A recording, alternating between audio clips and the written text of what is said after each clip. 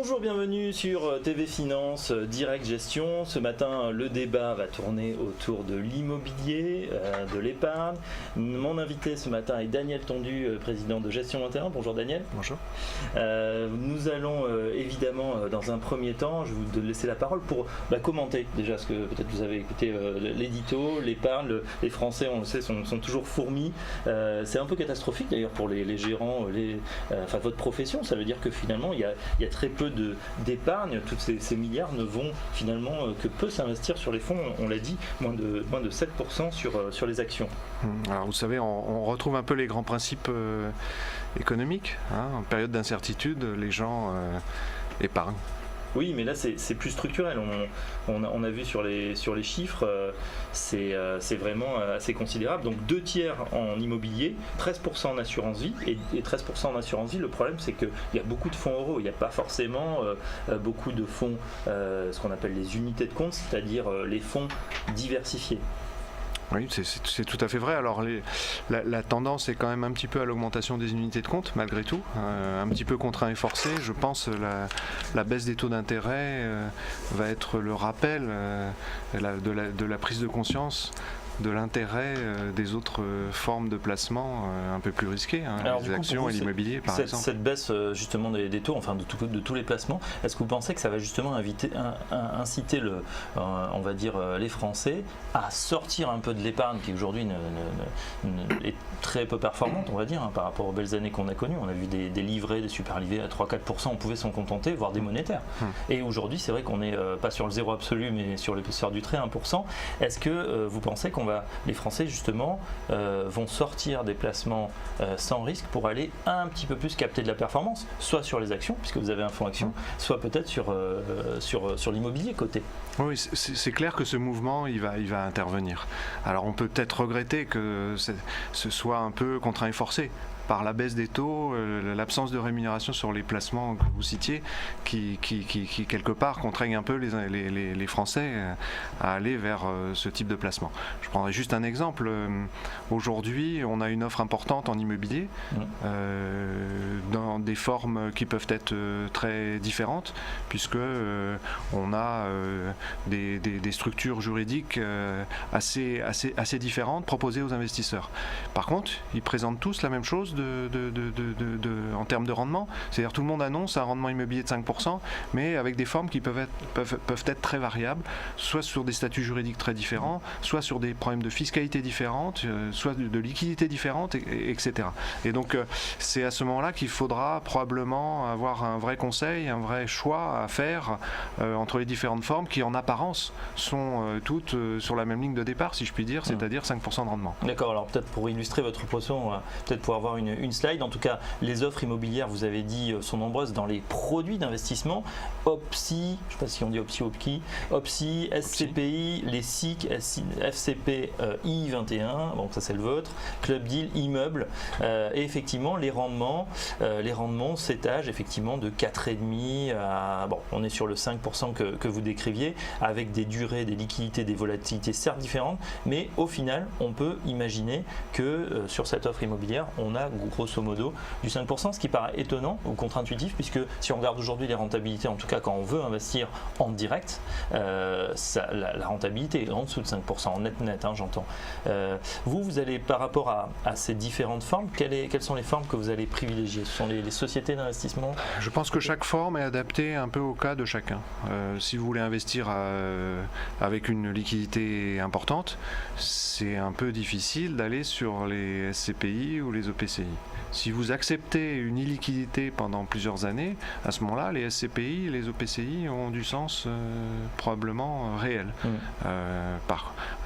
C'est assorti d'un avantage fiscal en particulier. Alors l'avantage fiscal, pas plus que les autres, c'est en général une transparence fiscale, c'est un statut fiscal assez favorable, dans le sens où la fiscalité est reportée sur le porteur. Donc ça c'est assez favorable.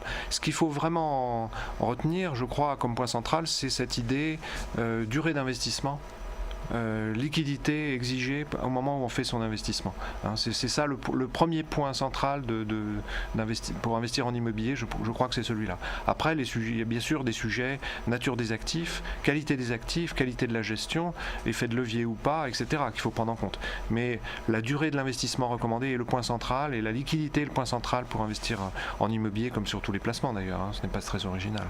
Vous avez également fait un tableau de rendement interne, vous avez comparé sur 10 ans, sur 20 ans et sur 30 ans la performance en fait des foncières cotées par rapport aux autres placements, et ce qui est assez étonnant, alors sauf sur une très très longue durée, 30 ans, 83-2013, on s'aperçoit que les foncières cotées arrivent en pole position avec 10% de rendement interne sur 20 ans et près de 14% de 2003 à 2013 sur 10 ans. Alors c'était aussi, il faut le signaler, la période un petit peu bénie où l'immobilier a flambé. Est-ce que vous pensez que cette performance peut être reconduite, Daniel?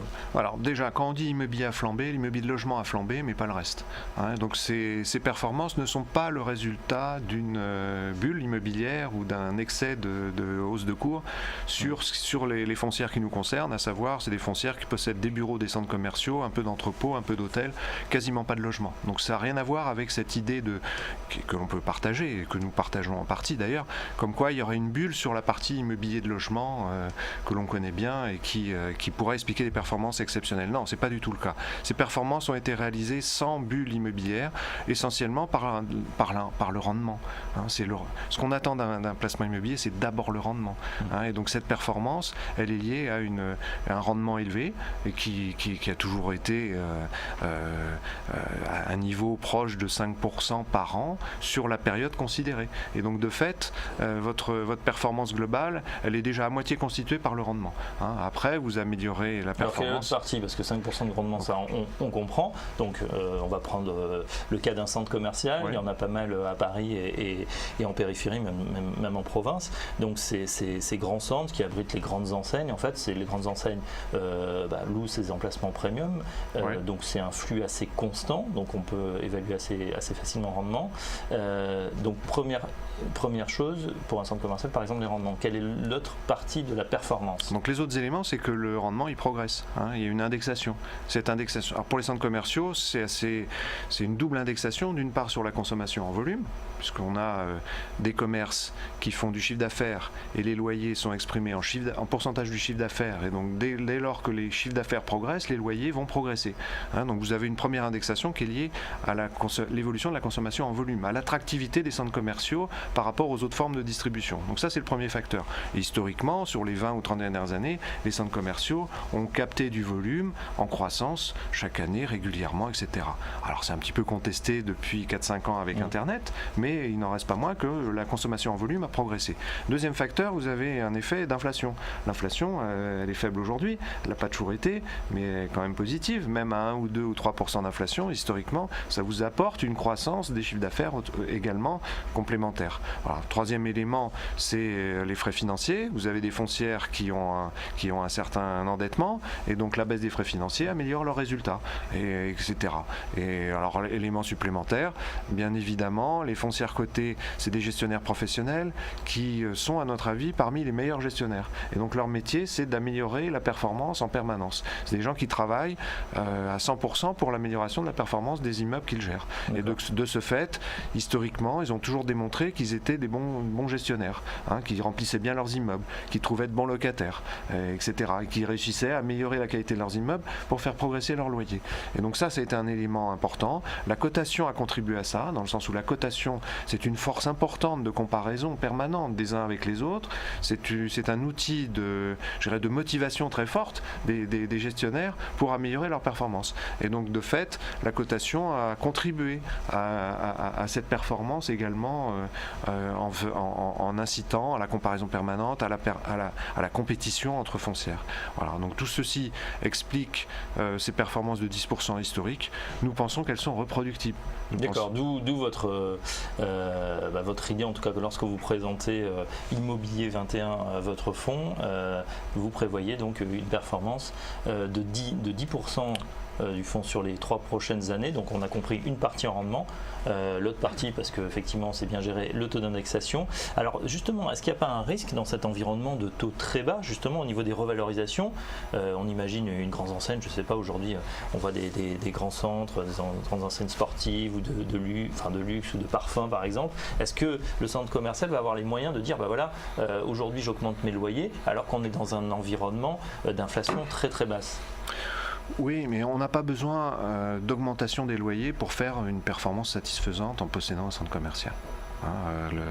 Le centre commercial peut naturellement dégager des performances satisfaisantes du seul fait du renouvellement des enseignes, par exemple. Les enseignes ne sont pas toutes les mêmes. Et avec le temps, c'est la magie d'un centre commercial. Une mauvaise enseigne, naturellement, elle va partir du centre et pour être remplacée par une bonne enseigne. Avec un loyer plus élevé. Avec un loyer qui ne sera pas inférieur, en tout cas. Et donc, de fait, on est un petit peu dans un mécanisme vertueux où l'intérêt du locataire et l'intérêt du propriétaire de centre commercial est que ça tourne et qu'il y ait du trafic, qu'il y ait du chiffre d'affaires, etc. Donc, tout le monde a intérêt à y gagner. Vous avez mentionné justement Daniel Tondu la pression d'Internet, puisque aujourd'hui c'est vrai que les consommateurs font de plus en plus leurs achats en ligne, ou du moins il y a ce qu'on appelle, c'est plus que du window shopping, c'est-à-dire on va dans le magasin, on regarde par exemple le produit qui nous intéresse et ensuite on rentre chez soi pour comparer et ne pas forcément acheter dans l'enseigne. Comment les enseignes dans un centre commercial combattent ça? Comment est-ce qu'elles répondent à ce phénomène? Et est-ce qu'il est si important que ça par rapport à leur part de marché? Il y a une véritable inquiétude sur Internet en disant Internet va prendre des parts de marché à toutes les autres formes de distribution. Voilà, il n'y aura plus qu'Amazon. Voilà. Aujourd'hui, on est dans une analyse. Alors nous avions fait une table ronde il y a un an sur ce sujet avec des gens comme Darty, Unibail, Rue du Commerce par exemple. Il y a un certain consensus pour dire que toutes les grandes enseignes ont besoin de tous les formats. Et pas seulement d'être présents sur Internet. On le voit bien, certaines enseignes qui sont sur Internet se disent je vais ouvrir des boutiques, ou pas seulement être présent en boutique ou en centre-ville en se disant j'ai aussi besoin de l'internet. Et donc on a un spectre d'une offre commerciale assez vaste qui va de la boutique de centre-ville avec des loyers très élevés au mètre carré, qui va du centre commercial important régional avec des loyers intermédiaires, qui peut passer par ce qu'on appelle des retail parks en périphérie de ville avec des loyers encore un peu plus bas, et puis par internet qui là pour le coup c'est des loyers de zéro puisqu'il n'y a pas de loyer. Donc sur ce spectre vous allez trouver toutes les grandes enseignes qui vont se positionner et qui vont avoir besoin d'être présents sur les différents formats pour être présents près des consommateurs d'une manière optimale. Et donc quelqu'un comme Darty est présent sur Internet, est présent en centre commercial, est présent en retail park et peut-être bientôt en boutique de centre-ville. Ça, c'est ce qu'ils nous ont annoncé. Il y aura, vous pensez, des mini Darty comme on a vu sur les enseignes de grande consommation? Je pense à Carrefour qui a fait des Carrefour Market, des magasins de plus en plus petits. On pourra avoir des tout petits Darty où on ira juste exactement. Le meilleur exemple, c'est probablement la Fnac qui ouvre aujourd'hui des formats dans les villes moyennes, en franchise, de 200 ou 300 également, en franchise, en 200 ou 300 mètres carrés, qui est très présent sur le net, comme vous le savez, qui est présent historiquement dans les centres commerciaux et qui est présent dans les retail parks également de plus en plus. Donc je crois que la Fnac est vraiment le meilleur exemple de tout cela. Et dans une compétition, on ne peut pas dire qu'ils ne sont pas dans une compétition forte face à l'enseigne que vous avez citée tout à l'heure. C'est vrai que Fnac et Darty sont des modèles, en tout cas sur leur dernière performance financière et économique, elles sont plutôt bien sorties alors que le modèle était en péril ou du moins très concurrencé par Internet. Dernière question avant la pause, il y a un immeuble en ce moment dont on parle, c'est l'immeuble sur les Champs-Élysées, ex-Virgin Megastore, un immense flagship de la marque qui a disparu en tout cas en France. On a appris ce week-end que ça va être remplacé par Galeries Lafayette. Alors vous étiez sans doute au courant. Est-ce que il y a un intérêt pour vous? Est-ce qu'on peut investir justement dans cet immobilier de bureau où il faudra acheter directement le titre Galeries Lafayette qui est un autre business? Alors là en l'occurrence l'immeuble est possédé par des Qataris. Ouais. Donc à ma connaissance il n'est pas possible de devenir actionnaire de cet immeuble, d'être associé à la performance immobilière de cet immeuble. Mais vous avez d'autres actifs immobiliers de très grande qualité qui sont cotés dans Paris, le Forum des Halles, les 4 temps à la Défense pour les grands centres commerciaux. Alors vous avez aussi des boutiques, mais là je parle de centres commerciaux emblématiques que tout un chacun peut avoir en portefeuille par intermédiaire des des actions de la société Unibail pour 200 €, dont je fais là volontiers la promotion. Très bien, bon, on va en parler dans une seconde justement pour savoir quels sont les meilleurs placements sur ce secteur des foncières cotées. On se retrouve dans un instant avec Daniel Tondu, le président de Gestion 21. À tout de suite.